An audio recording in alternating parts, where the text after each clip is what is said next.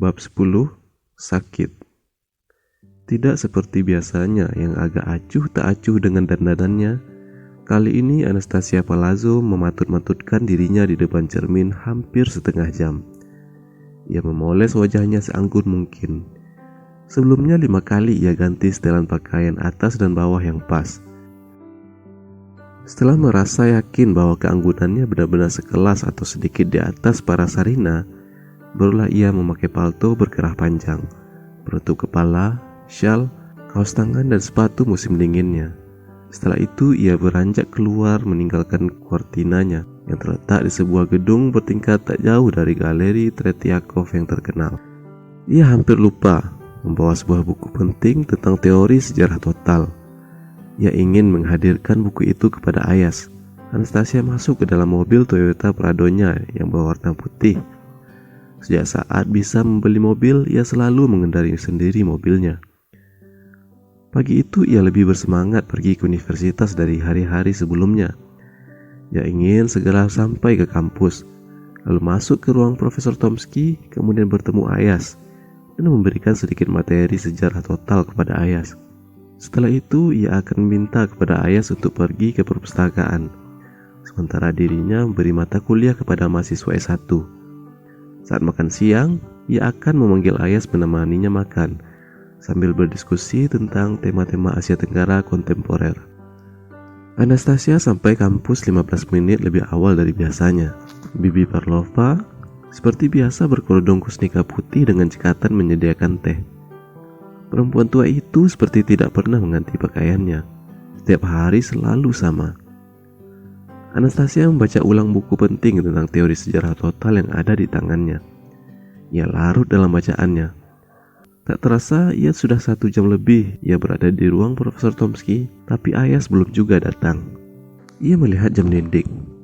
1/4 jam lagi ia harus memberi mata kuliah kepada mahasiswa S1. Ia agak kecewa. Seharusnya Ayas sudah datang 40 menit yang lalu. Kenapa ia terlambat sekali? Bahkan belum juga datang. Rasa kecewa itu perlahan berubah jadi amarah. Tapi ia berpikir, kenapa mesti ada amarah yang terbit dalam dirinya? Ia merasa ada sesuatu yang aneh yang ia rasakan dalam dirinya. Keanehan yang tidak pernah ia rasakan sebelumnya. Ia berusaha menepisnya, tapi tidak bisa. Ia juga berusaha meredakan amarahnya, tapi gagal begitu saja. Ayas benar-benar tidak datang sampai Anastasia Palazzo masuk kelas. Kali ini Anastasia mengajar tidak dengan konsentrasi penuh. Amarahnya kepada Ayas yang ia sendiri tidak tahu kenapa tiba-tiba saja hadir, membuat sebagian kecerdasannya hilang. Dokter muda itu hanya bertahan 20 menit di dalam kelas. Selebihnya ia memberi tugas kepada mahasiswa untuk pergi ke perpustakaan dan membaca buku sejarah pendiri kota Moskow, kemudian memberi ringkasannya. Anastasia masih berharap Ayas akan datang. Ia kembali ke ruang Profesor Tomsky. Ternyata tidak juga datang. Sampai waktu makan siang tiba, Ayas tidak menampakkan batang hidungnya. Anastasia benar-benar marah bercampur malu pada dirinya sendiri. Ketika ia berdandan dan tampil seanggun mungkin, orang yang paling ia ingini untuk melihat penampilannya malah tidak datang. Kenapa ia ingin Ayas melihat penampilannya? Ini membuat dirinya malu. Ia tidak tahu sebabnya. Apakah ia jatuh cinta pada pemuda Indonesia itu? Ia tidak berani mengatakan iya. Harga dirinya mencegahnya untuk mengakui itu. Kalau ia tidak tertarik pada pemuda itu, kenapa ia ingin pemuda itu melihat penampilannya? Belum pernah ia menginginkan orang lain melihat penampilannya sebelumnya, seperti yang ia inginkan kepada Ayas. Kalau ia tertarik pada Ayas, apa menariknya pemuda kurus itu? Apakah ia tampan? Tidak. Para pemuda Rusia menurutnya lebih tampan dan lebih gagah. Pemuda itu masih kalah gagah. Apakah ia cerdas? Mungkin. Tapi ada dokter Rusia yang tampan dan masih muda yang menurutnya lebih cerdas dari Ayas. Dokter muda itu pernah mendekatinya melalui Profesor Tomsky, tapi ia sama sekali tidak tertarik kepadanya. Ia bahkan muak mendengar semua yang keluar dari mulutnya. Apakah karena Ayas kaya? Jelas tidak. Ia tahu pemuda itu pasti tidak kaya. Lazimnya para mahasiswa Indonesia yang hidup pas-pasan. Ia yakin Ayas tidak jauh keadaannya dari mereka. Terus kenapa ia tertarik kepada Ayas? Ia sendiri tidak bisa menjawabnya. Anastasia mondar-mandir di ruang Profesor Tomsky. Ia tidak tahu harus berbuat apa. Mau membaca tidak bisa konsentrasi. Mau makan sudah tidak selera. Mau merampungkan tulisannya sudah tidak mood sedikit pun. Mau pulang ke apartemen belum saatnya pulang. Ia benar-benar bingung dengan apa yang harus dilakukannya. Nyaris seluruh kecerdasannya yang selama ini ia bangga-banggakan menguap bagai asap yang ditiup ke udara ke angkasa raya. Dalam diamnya, ia memendam kebingungan dan kegalauan dan kebingungan. Ini semua gara-gara dia tidak datang. Kenapa aku bisa seperti orang dungu begini? Kata Anastasia pada dirinya sendiri. Lalu tiba-tiba amarahnya yang belum sepenuhnya sirna kembali datang. Pemuda itu sama sekali tidak menghormati aku sebagai pembimbingnya.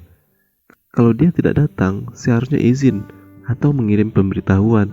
Tidak seenak perutnya seperti ini. Dasar orang tidak tahu disiplin. Umpatnya pada Ayas lirih penuh kejengkelan yang hanya ia sendiri yang mendengarnya. Dr. Anastasia lalu duduk dan iseng membuka ponselnya. Ada 2 SMS masuk. Ia buka.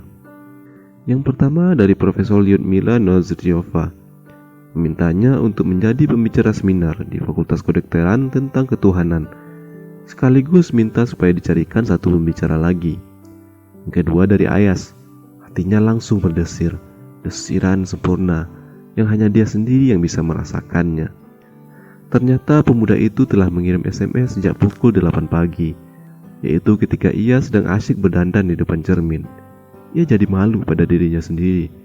Ia tidak tahu kalau pemuda itu telah mengirimi SMS. Dengan hati girang penuh penasaran, Anastasia Palazzo membaca isi SMS Ayas. Yang saya hormati Dr. Anastasia Palazzo.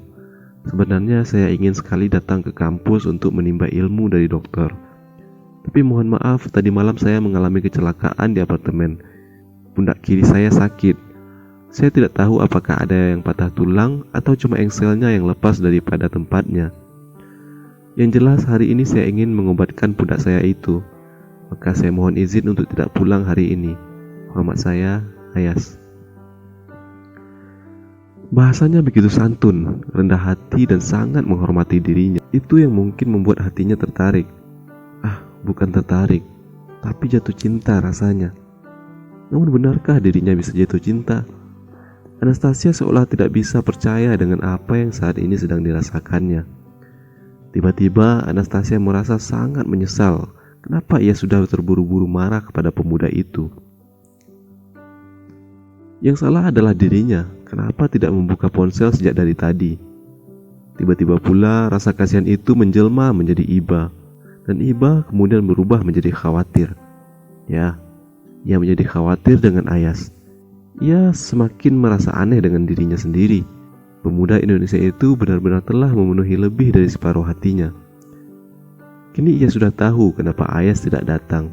Ia berharap sakit di pundak Ayas tidak parah. Maka dengan hati yang bergetar, ia menulis kalimat singkat di ponselnya sebagai balasan. Saya ikut prihatin atas kecelakaan itu. Semoga cepat sembuh, Anastasia. Sebenarnya setelah kalimat semoga cepat sembuh, Anastasia menulis kalimat aku menunggumu di kampus.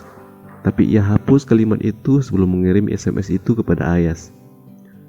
Anastasia malu untuk mengatakan aku menunggumu di kampus kepada Ayas. Ia tidak ingin merendahkan dirinya dengan mengatakan kalimat itu, meskipun ia benar-benar menunggu kedatangan Ayas di kampus. Sementara itu, pada saat yang sama, Ayas ada di Kedutaan Besar Republik Indonesia yang terletak di Novokuznetskaya Ulitsa nomor 12. Tepatnya, Ayas sedang berada di kantor sekolah Indonesia Moskow yang memang menyatu satu komplek dengan KBRI. Sekolah Indonesia Moskow yang biasa disingkat SIM itu berada di salah satu sudut KBRI. Gedung itu agak kecil berbentuk L, bersebelahan dengan Wisma Duta. Sekolah itu sudah ada sejak tahun 1963. Bisa disebut sebagai sekolah Indonesia di luar negeri yang pertama ada. Pundak kiri Ayas sedang diurut oleh seorang guru sekolah Indonesia bernama Pak Joko Santoso. Awalnya Ayas menceritakan pundak kirinya yang sakit kepada Pak Akmal Hidayat atas perdagangan. Ayas menanyakan apakah di KBRI ada orang yang bisa silat atau ilmu bela diri lainnya. Pak Akmal menjawab, ada. Ayas diminta datang langsung ke KBRI. Sampai di KBRI, Ayas dikenalkan dengan Pak Joko Santoso, guru ilmu biologi yang merangkap sebagai guru olahraga, guru kesenian, dan guru bahasa Indonesia. Pak Joko Santoso menguasai karate sampai ban hitam, juga menguasai ilmu memijat dan mengurut dengan baik. Dengan hanya meraba pundak Ayas dengan sedikit menekan, Pak Joko langsung mengerti ada engsel tulang yang tidak pada tempatnya. Meskipun Ayas bercerita bahwa pundaknya sakit karena kecelakaan kecil di apartemen, tapi Pak Joko tidak sepenuhnya percaya. Ini bukan jatuh, ini karena kena benturan benda keras, atau malah pukulan benda keras, kata Pak Joko sambil mulai mengurut. Pak Joko benar, ini kena pukulan orang Rusia. Tadi malam saya berkelahi dengan orang Rusia. Terakhir orang Rusia itu gantian saya hantam dengan keras, jawab Ayas. Kamu harus melaporkan kejadian itu ke KBRI. Tidak usah Pak, itu cuma keributan kecil, semua sudah selesai dengan baik. Jika dia ternyata anggota mafia, maka tidak ada istilah keributan kecil, semua jadi besar. Kelihatannya dia bukan anggota mafia. Kalau dia anggota mafia, pasti setelah pergi dia akan datang lagi membuat teman-temannya untuk menggeruduk saya. Ya benar, tapi saya sarankan Mas Ayas tidak usah cari perkara dengan orang Rusia lagi ya. Ya baik Pak. Kedua tangan Pak Joko mengurut pundak kiri Ayas. Tiba-tiba tangan kanan Pak Joko seperti mencengkram pundak itu, sementara tangan kirinya memukul punggung bawah pundak kiri agak keras sampai terdengar bunyi. Ayas mendesis kesakitan. Insya Allah tulang yang lepas dari engselnya sudah kembali seperti sedia kala. Hanya beberapa otot perlu sedikit saya sentuh lagi, gumam Pak Joko sambil masih mengurut bagian-bagian tertentu di pundak kiri Ayas. 7 menit kemudian pemijitan itu selesai. Pak Joko mempersilahkan Ayas minum teh yang masih mengumpulkan asap. Pak Joko membawa keluarga di sini, tanya Ayas.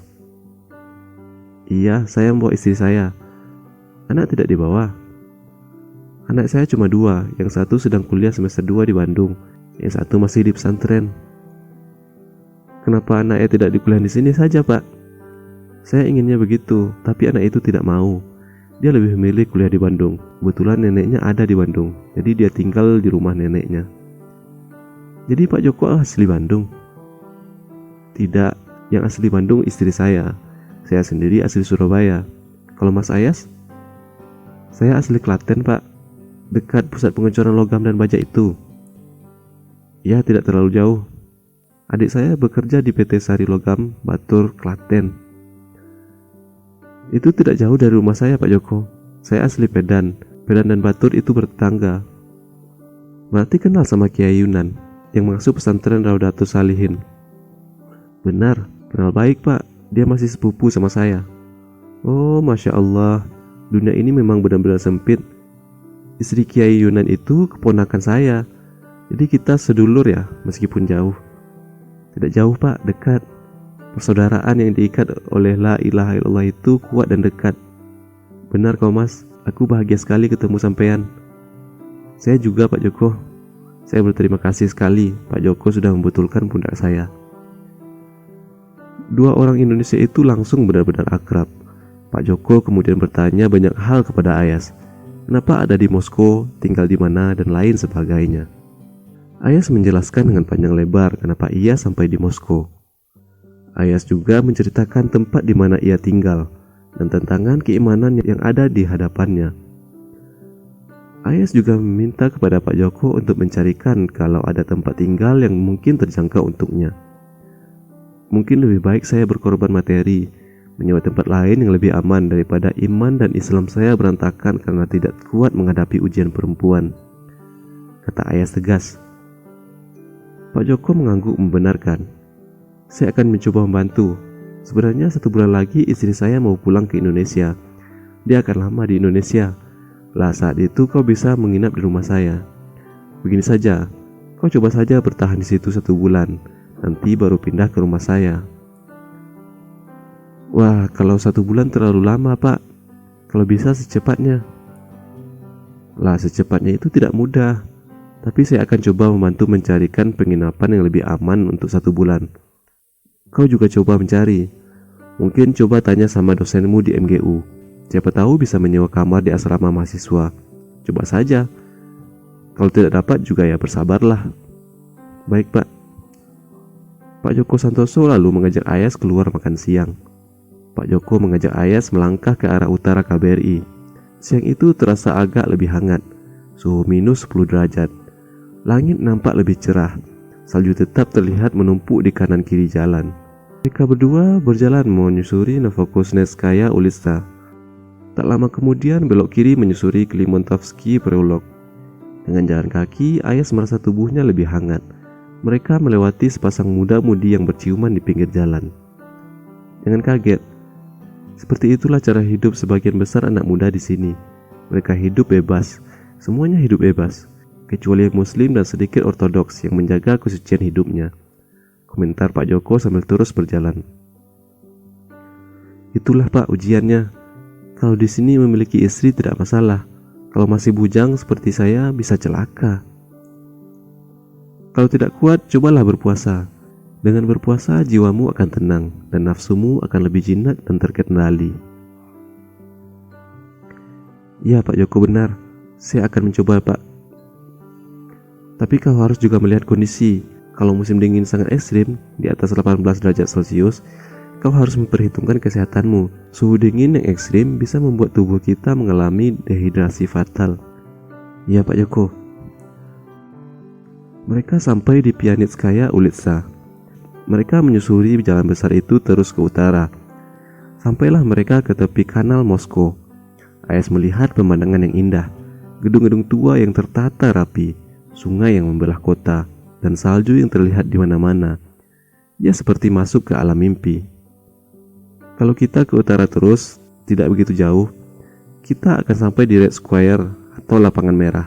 Kau sudah pernah melihat Lapangan Merah? Belum Pak. Masih banyak waktu, kau harus melihatnya. Bahkan kau harus melihatnya di 4 waktu. Di pagi hari, siang hari, sore hari, dan malam hari, biar mantap. Orang sini mengatakan siapa yang ke Moskow belum sampai di Lapangan Merah berarti belum sampai ke Moskow. Ayas hanya mengangguk-anggukkan kepalanya. Pak Joko mengajak Ayas memasuki restoran Liudi yang letaknya menghadap kanal. Banyak orang sedang makan di situ, tapi tidak penuh. Mereka berdua mengambil tempat di pojok ruangan dekat jendela. Dari jendela, Ayas bisa melihat kanal dan gedung-gedung tua. Halal tidak Pak? Tanya Ayas ragu. Ada yang halal, ada yang haram. Tapi aku pilih menu yang jelas halalnya. Jangan khawatir Mas Ayas. Salah satu koki di sini orang Kyrgyzstan. Dia Muslim. Aku sering bertemu dia di Masjid Bolshoi Tatarsky dekat KBRI. Aku tadi pesan sama dia. Dia sudah tahu. Terang Pak Joko menepis segala keraguan Ayas. Pelayan restoran datang membawa 2 cangkir teh panas dan 2 gelas sari jeruk. Lalu pelayan kedua datang menghidangkan menu pembuka berupa salad khas Rusia berisi berbagai sayuran dan buah-buahan yang dicampur minyak zaitun dan keju cair. Ayas menyicipi salad itu. Rasanya agak aneh, tapi ia tetap melahapnya pelan-pelan. Hidangan berikutnya adalah hidangan inti, tersaji di meja, yaitu sup borscht merah tanpa daging, roti baton khas Rusia, nasi plov dengan lauk jamur. Ayas melahap semua hidangan itu tanpa sisa. Pak Joko senang sekali melihatnya. Hidangan makan siang itu ditutup dengan sebuah apel dan pir. Tak terasa hampir 1 jam lamanya mereka berada di restoran itu. Ayas melihat jam tangannya. Sudah saatnya salat zuhur. Mereka bangkit meninggalkan restoran. Pak Joko membayar di kasir. Sang kasir mengucapkan terima kasih dengan senyum dingin khas Rusia. Tepat selangkah di luar pintu, Ayas melihat orang yang tidak asing baginya. Seorang perempuan muda Rusia yang sedang digandeng laki-laki hitam besar berjalan mendekati restoran. Perempuan muda itu nampak asyik bercengkerama dengan lelaki hitam besar itu, hingga tidak tahu kalau Ayas berdiri hanya 5 meter di depannya. "Dabroden, Yelena," sapa Ayas keras. Perempuan muda itu nampak kaget dan gugup melihat Ayas menyapanya. Ia segera menguasai dirinya dan menjawab, "Oh Ayas, Dabroden, sedang apa kau di sini?" "Ya, makan siang lah." "Kau bersama siapa ini? Seorang wisatawan ya?" Tanya ayah santai. Ya, dia wisatawan dari Afrika Selatan. Setelah saya ajak keliling Lapan Merah, dia minta ditunjukkan tempat makan siang yang enak. Maka saya bawa kemari. Oke, kalau begitu, selamat bekerja. Terima kasih. Oh ya, bagaimana punak kirimu? Sudah baik. Ini Pak Joko yang mengobati. Jawab ayah sambil menunjuk ke Pak Joko. Pak Joko mengangguk dingin kepada Yelena. Baik, sampai ketemu lagi, kata Yelena seraya mengajak lelaki berkulit hitam memasuki restoran. Begitu Yelena masuk, Pak Joko langsung bertanya kepada Ayas. Kau kenal dia? Ya kenal Pak, dia satu apartemen dengan saya, cuma beda kamar. Innalillahi wa inna ilaihi raji'un, kata Pak Joko spontan dengan wajah kaget. Kenapa Pak? Tanya Ayas penasaran melihat reaksi Pak Joko. Kau tidak tahu siapa dia? Apa profesinya? Yang saya tahu namanya Yelena. Katanya dia bekerja di sebuah agen pariwisata sebagai guide para wisatawan. Dia jujur sekaligus bohong padamu. Apa maksud Pak Joko? Mungkin nama aslinya Yelena, tapi namanya yang populer adalah Lisa Nikolaevna. Dia pelacur papan atas. Ya, dia guide bagi wisatawan, maksudnya guide plus. Belum lama ini dia dipakai seorang pejabat dari Jakarta yang berkunjung kemari. Bapak tidak salah orang? Tidak, kalau mau coba saja kau cari di internet nama Lisa Nikolaevna. Kau akan lihat semuanya setelah masuk window khusus di situsnya. Windows itu ada passwordnya, dan passwordnya adalah Lisa di balik. Mendengar keterangan Pak Joko, tubuh Ayas langsung gemetaran. Apa yang diperbuat oleh Linor yang seperti binatang jalang itu sudah ia lihat dengan mata kepalanya sendiri. Dan kini ia tahu siapa Yelena yang sebenarnya. Sampai saat ini ia masih selamat. Tapi apakah ia bisa selamat jika terus tinggal bersama dua perempuan yang hidup sangat bebas itu? Ia tidak bisa membayangkan kalau hidup di Moskow akan seberat ini bagi yang memegang teguh iman seperti dirinya. Kalau bagi yang ingin hidup bebas tanpa aturan moral dan agama, mungkin Moskow adalah surganya. Sebab kota Moskow juga dikenal sebagai surganya para pecandu seks bebas dan kotanya kaum gay. Jadi memang benar, kau harus pindah dari sana segera. Saya akan membantu semampu saya. Sekarang ayo ke masjid untuk salat zuhur, ajak Pak Joko. Mari Pak, semoga dengan salat kita terhindar dari perbuatan keji dan mungkar. Amin, ucap Pak Joko sambil mengedahkan telapak tangan ke atas, lalu mengusapkan kedua telapak tangannya ke muka. Dalam hati, Ayas masih bisa bersyukur bahwa di kota seperti Moskow ada masjid. Masih ada orang-orang yang rukuk dan sujud kepada Allah Azza wa Jalla.